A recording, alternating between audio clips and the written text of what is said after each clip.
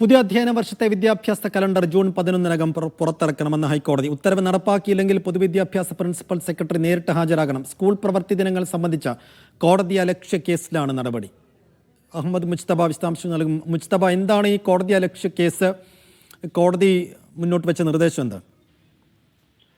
പുതിയ അധ്യയന വർഷത്തെ വിദ്യാഭ്യാസ കലണ്ടർ ജൂൺ 11-നകം പുറത്തിറക്കണമെന്നാണ് സർക്കാരിനോട് ഹൈക്കോടതി വ്യക്തമാക്കിയിരിക്കുന്നത്. ഇല്ലെങ്കിൽ പൊതുവിദ്യാഭ്യാസ വകുപ്പ് പ്രിൻസിപ്പൽ സെക്രട്ടറി റാണി ജോർജ് IAS നേരിട്ട് ഹാജരാകണമെന്നും ഡിവിഷൻ ബെഞ്ച് നിർദ്ദേശിക്കുന്നു. അതായത് 220 സ്കൂൾ പ്രവൃത്തി ദിനങ്ങൾ നടപ്പിലാക്കണമെന്നാവശ്യപ്പെട്ടുള്ള ഒരു കോടതി അലക്ഷ്യ കേസിലാണ് ഇപ്പോൾ ഡിവിഷൻ ബെഞ്ചിന്റെ ഉത്തരവ് വന്നിരിക്കുന്നത്. അതായത് Muvattupuzha Ebenezer higher secondary school manager CK Shaji നൽകിയ കോടതി അലക്ഷ്യ ഹർജിയിലാണ് ഇടക്കാല ഉത്തരവ്. 220 പ്രവൃത്തി ദിനങ്ങൾ ഒരു അധ്യയന വർഷം നടപ്പാക്കണമെന്നായിരുന്നു നേരത്തെ ഹൈക്കോടതി ഡിവിഷൻ ബെഞ്ചിന്റെ ഉത്തരവ്.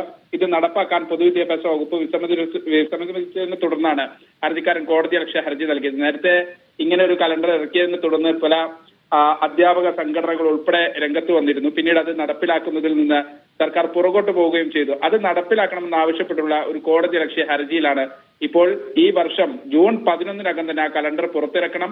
ഇല്ലെങ്കിൽ പൊതുവിദ്യാഭ്യാസ വകുപ്പ് പ്രിൻസിപ്പൽ സെക്രട്ടറി നേരിട്ട് കോടതിയിൽ ഹാജരാകേണ്ടി വരുമെന്ന് ഡിവിഷൻ ബെഞ്ചിന്റെ ഉത്തരവ് വന്നിരിക്കുന്നത്. സൈഫുദ്ദീൻ. ശരി മുജ്തബ.